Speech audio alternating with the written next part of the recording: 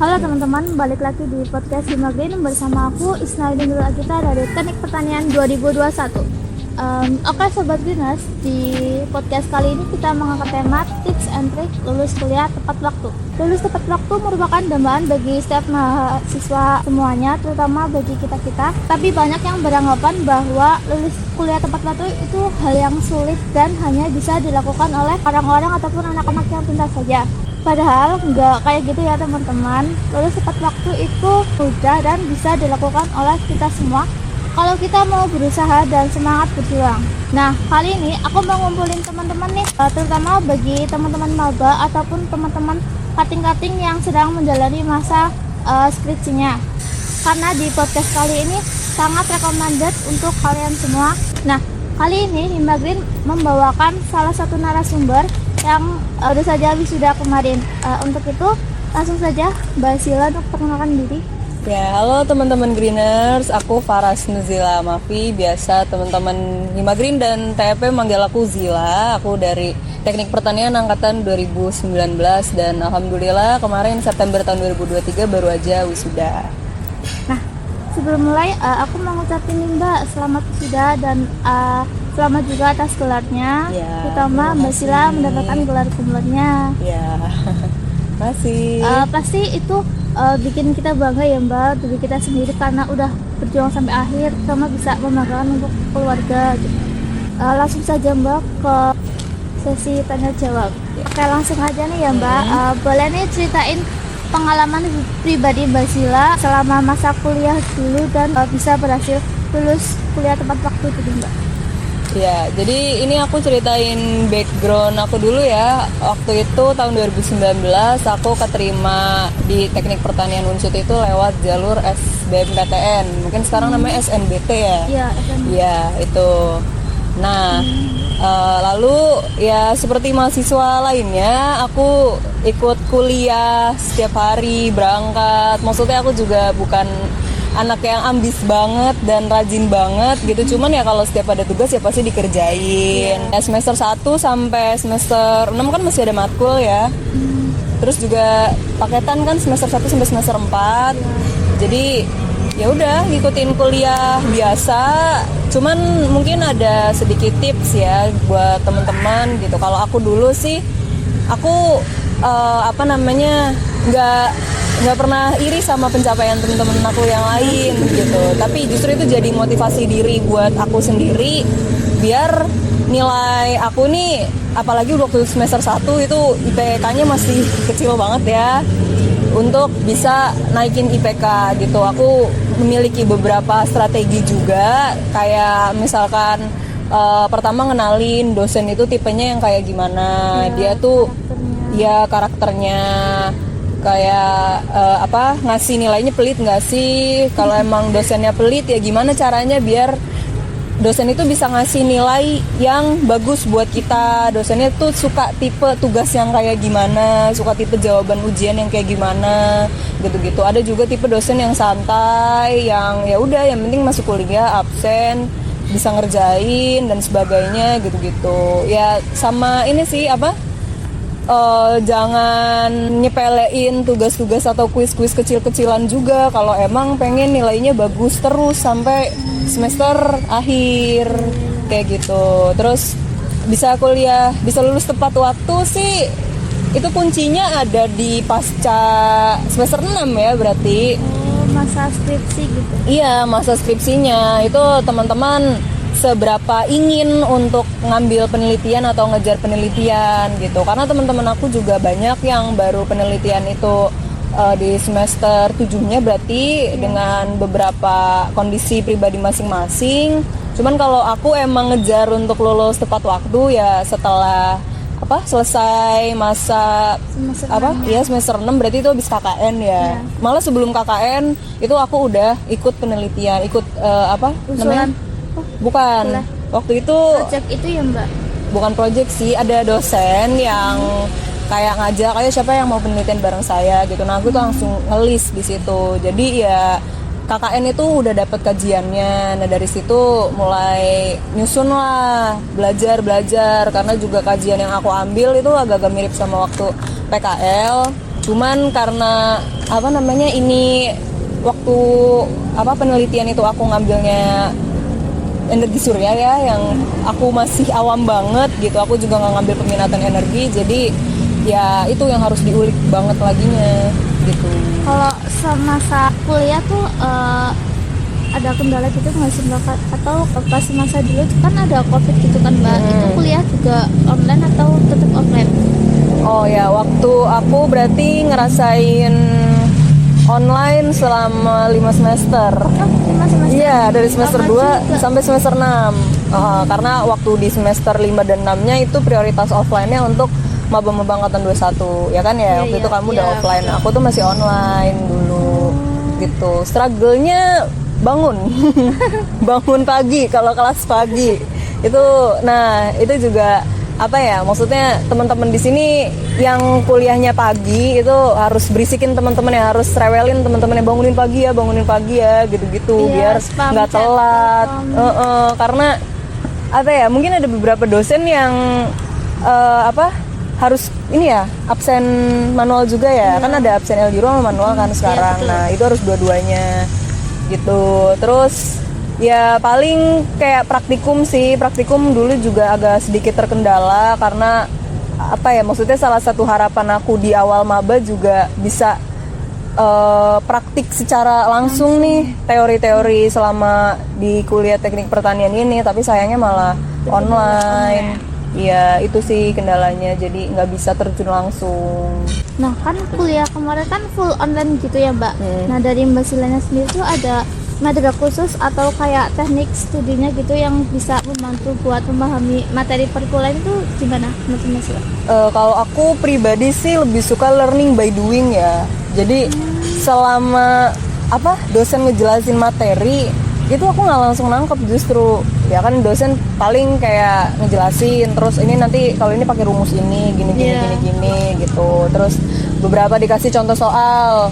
Nah aku justru belajarnya Dari pas contoh soal. bukan dari tugas yang dikasih ya, atau awetan ulangan kayak gitu. Nah di situ kan soalnya susah. Nah di situ aku lebih suka ngulik soalnya dibanding cuman ngedengerin materi doang. Kalau kayak gitu aku nggak langsung nangkep soalnya, jadi harus cepet lupa juga ya. iya, jadi harus aku yang ngulik sendiri, nyari tahu. Waktu itu pernah ada mata kuliah kalkulus, itu soalnya benar-benar susah banget. Susah banget. Itu aku kayak 3 hari deh itu ngerjain satu soal doang itu. Tapi aku suka gitu dengan metode kuliah seperti itu. Dan aku juga anaknya tuh nggak bisa ketika aku nggak tahu nih jawabannya terus aku nyerah. Aku tuh nggak gitu. Jadi aku gimana caranya ini harus dapet ini gitu. Ada rasa penasaran dan ambisi sendiri gitu. Oke, kan masa dulu juga ada ini ya Mbak, praktikum walaupun online gitu, tapi masih ada praktikum. Iya, Nah, masih. Juga kan pastinya diterjang banyak tugas gitu ya Mbak, entah itu tugas individu, tugas kelompok ataupun laporan praktikum. Itu kan juga semuanya pasti bikin stres, terus juga timbulin tekanan gitu ya Mbak. Nah cara Mbak Sila ngadepin itu semua gimana? Kan sama online juga gitu ya Mbak, jadi kayak banyak kendala gitu. Kalau stres sih banyakin healing bareng teman-teman ya. Serius, iya. Soalnya alhamdulillah juga aku berada di circle yang sangat suportif dan mendukung satu sama lain. Jadi ketika aku cerita nih ngeluh kayak aduh lagi pusing banget, terutama kemarin sih waktu penelitian. Kalau waktu kuliah sih ya karena tantangannya masih sama gitu, masih setara ya kan, karena kita masih sama-sama belajar di mata kuliah yang sama. gitu. Paling kemarin waktu stres pas lagi penelitian dan skripsian itu tuh apa ya, aku ceritalah ke teman-teman, ini lagi ada kendala gini-gini. Oh yaudah ayo langsung kemana, Batu Raden. Oh yaudah ayo nonton ada film apa, ayo lah healing dulu lah gitu-gitu. Itu salah satu cara ngilangin stres. Terus juga aku nggak suka yang nge-push diri. Jadi ya tadi aku bilang kan, maksudnya aku nggak terlalu ambis, itu adalah aku nggak suka yang nge-push diri. Harus banget nih dalam waktu sekian selesai gitu. Malah justru kalau ngerjain tugas aku seringnya mepet-mepet. Ya, karena kayak langsung muncul idenya gitu, ataupun kayak jadi lebih lancar ya Mbak. Iya gitu. Jadi ya di sela-sela soal-soal yang susah diselingin lah, nonton YouTube, nonton drakor, film itu juga. Terus juga waktu dulu online, ya Sabtu Minggunya inilah keluar yang deket-deket rumah juga gitu. Enjoy aja, maksudnya jangan kayak langsung nembak gitu, wah ini nih mata kuliah yang susah, oh ini tugas yang susah gitu. Tapi ya udah dibaca dulu, oh ini begini, oh ini gini, aduh gimana ya, ntar lah nonton drakor dulu lah, baru nanti dicari tahu gitu-gitu. Ntar juga lama-lama selesai. Selama kuliah itu juga Mbak Sila mengikuti kegiatan organisasi, kepanitiaan gitu, itu mengikuti juga atau gimana Mbak? Ya ikut, aku selama kuliah ikut di Himagrin sama Besper doang di satu fakultas. Cara jaga keseimbangannya itu gimana Mbak? Keseimbangan antara akademik, organisasi, terus sama kegiatan sosial lainnya, itu menurut Mbak Sila gimana? Itu dengan cara manajemen waktu dan tahu skala prioritas diri, terutama tahu bedanya genting sama penting gitu. Jadi menurut aku 24 jam dalam sehari itu lama banget. Kalau kita manajemen waktunya itu bisa bener. Jadi kita tidur 8 jam, berarti sisa 16 jam. Nah itu 16 jam gimana caranya kita maksimalin.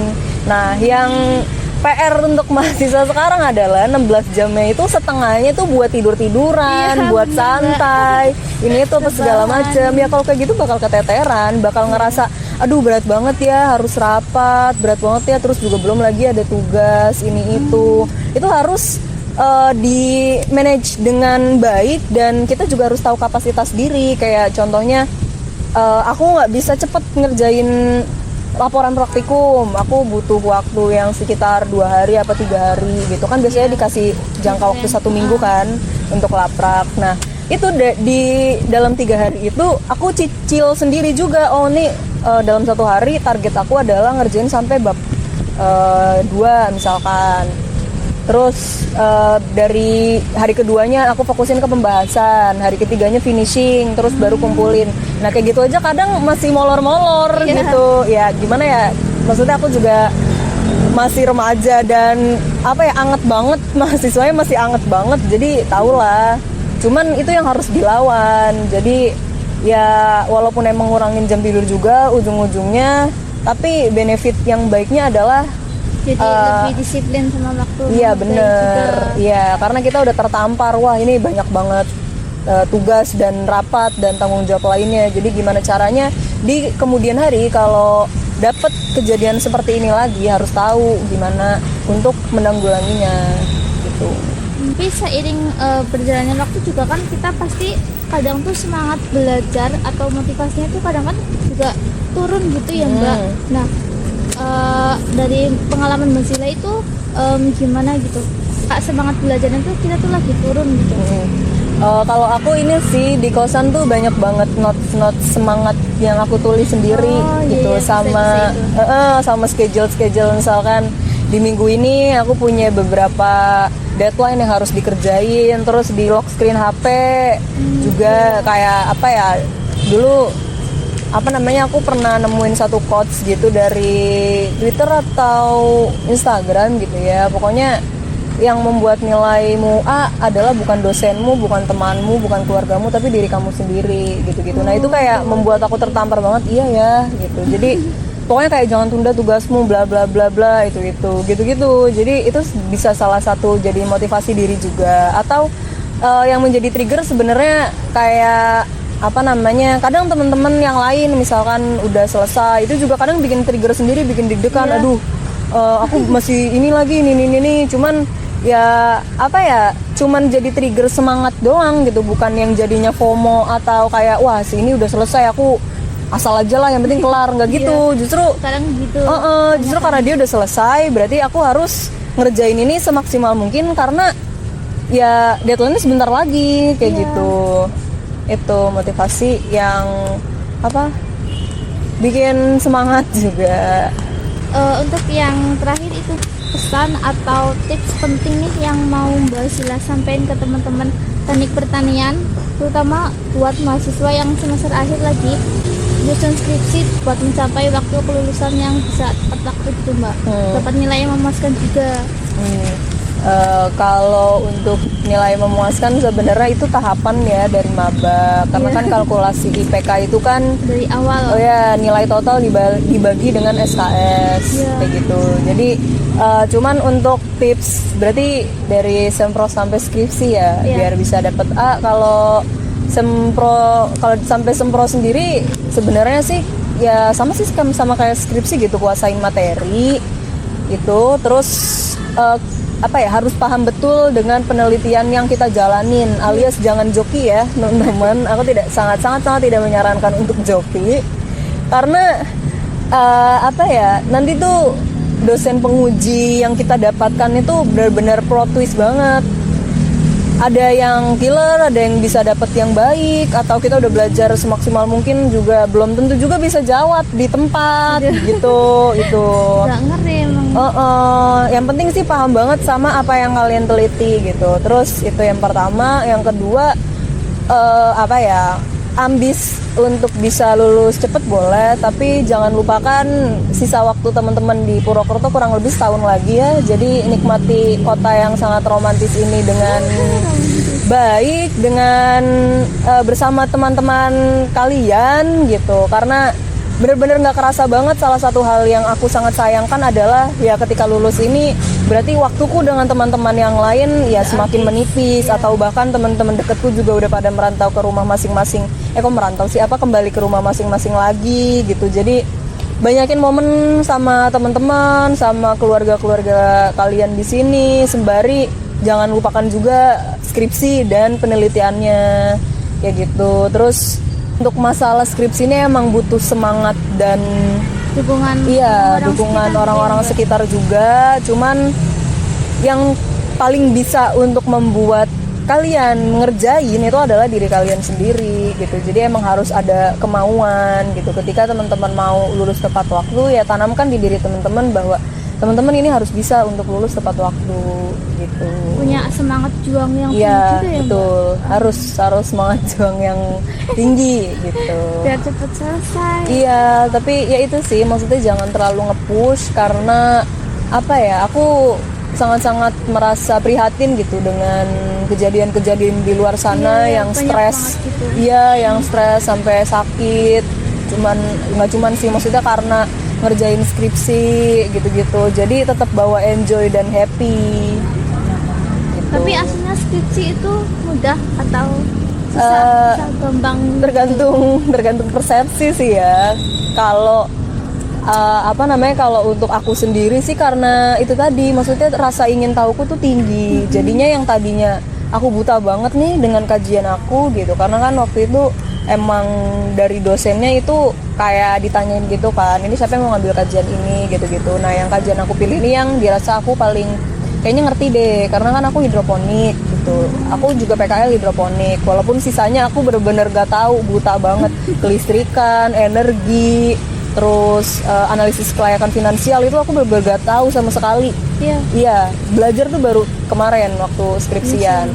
Apa ya, punya semangat ingin tahu yang tinggi terhadap kajian yang teman-teman ambil itu juga apa ya, bisa jadi jalan untuk mempermudah teman-teman. Oh ya, terus ini juga sih salah satu kendala atau faktor X yang kadang malah jadi penghambat atau mundur dalam skripsian dan lulus tepat waktu adalah ngejar dosen gitu. Nah, iya. Dosen emang susah ditemuin. Iya bener. Bahkan juga maksudnya aku sangat tidak menyarankan ya untuk teman-teman ngeburu-buruin dosen biar cepet-cepet sidang, biar cepet-cepet pendadaran, semhas gitu-gitu, karena dosen punya jadwal yang padat dan selain jadi dosen juga mereka punya tanggung jawab yang lain. Jadi kitanya yang punya rasa pengen cepet lulus tuh harus dari kitanya. Ketika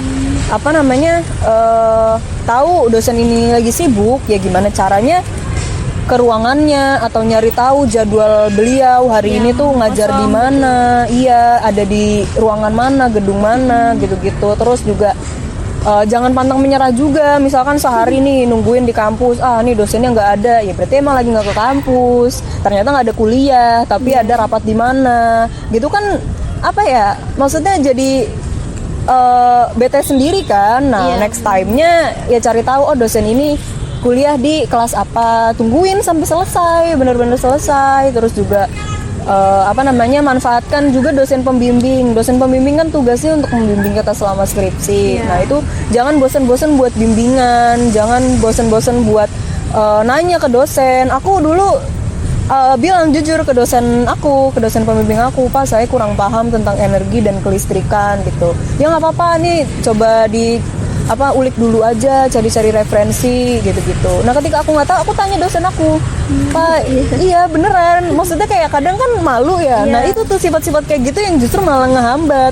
Jadinya, nggak nemu nih, gimana nih, gitu. Padahal ada dosen yang bisa kita tanyain tentang kajian kita, gitu. Serius, aku nanya, Pak, ini kalau misalkan rangkaian ini pakai ini gimana ya, Pak, gitu-gitu. Kuncinya juga jangan malu untuk bicara ya, Mbak. Iya bener, itu kurang lebih. Ya semoga ada yang bisa teman-teman serap ya dari yang tadi aku sudah paparkan. Oke, kita udah di sesi terakhir ya teman-teman. Terima kasih juga Mbak Sila sudah meluangkan waktunya buat ngasih informasi, semangat dan lain-lainnya. Cukup sekian podcast kali ini, semoga bisa bermanfaat untuk teman-teman semua, terutama bagi kakak tingkat yang sedang mendalami masa skripsinya. See you di next podcast. Terima kasih.